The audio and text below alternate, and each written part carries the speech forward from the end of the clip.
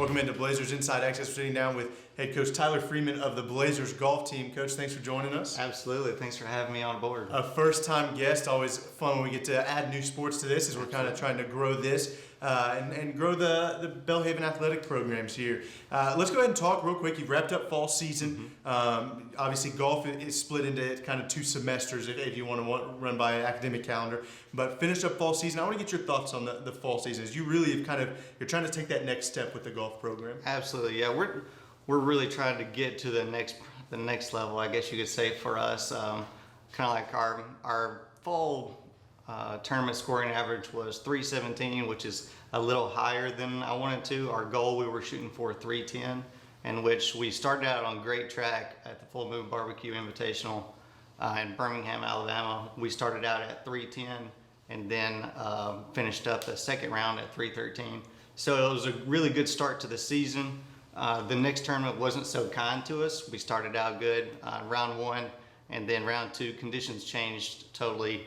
A lot of wind, and our players kind of weren't ready for it. But you know, in closing out the season, we had a lot of good things happen in the program. We had a lot of great things happen with some players, and our official GolfStat rankings came out. So those came out on October 17th, and we're 140th in the nation. So in Division III, so that's pretty good. It's actually 4 spots higher than Millsaps, and they've been in the GolfStat rankings for quite a while. So I was I was excited to get that and share that with the team, and let them know that yes, look, we are making progress. We are trending in the right direction.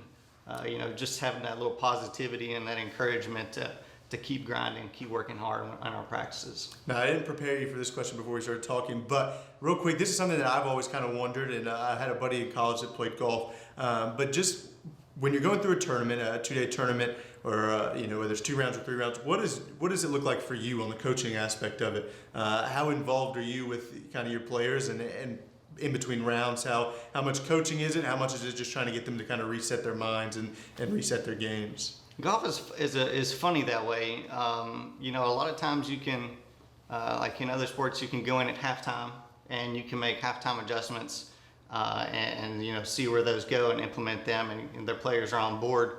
Golf is very different.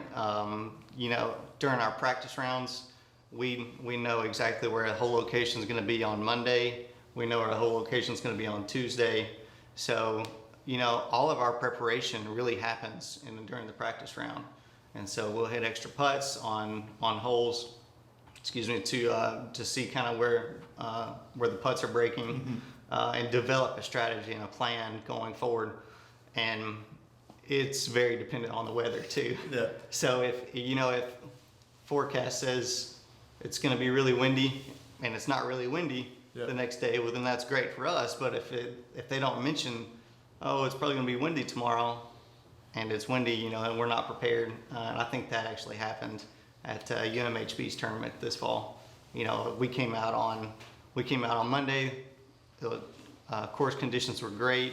The sun was shining. The wind was not an issue at all. And then the wind picked up second day, and our scores just they got high. So I've always wondered about making those adjustments kind of on the fly, and how much is that a player having to just know ahead and make the adjustments, and how much can be prepared for. Real quick, do you want to talk about a couple of players? Let's go ahead and start. Dalton McKinney, freshman, really kind of had a good year for y'all.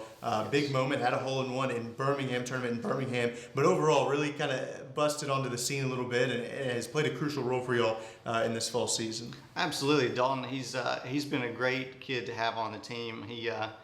He's kind of different. He likes to have fun. Yeah.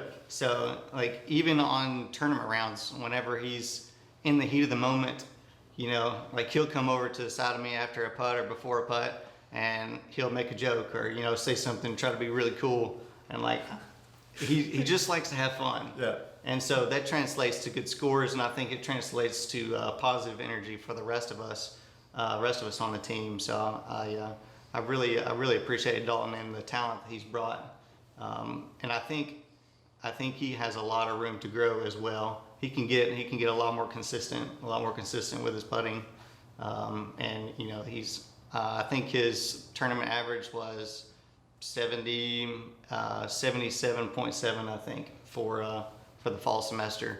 With he had the hole-in-one, and he also had a round under par. Yeah. Which we haven't had one of those since the spring, so that was fantastic. Now, a couple of other players that had a good season for y'all, fall season for y'all, Peyton Tuttle and Jake Clark, a couple of veterans.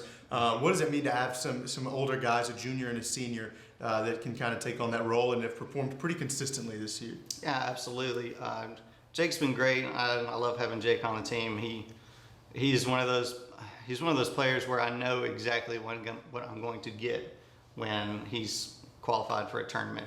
I think his scoring average was a 78, solid, just a natural 78. And he had a low tournament around a 74 this fall.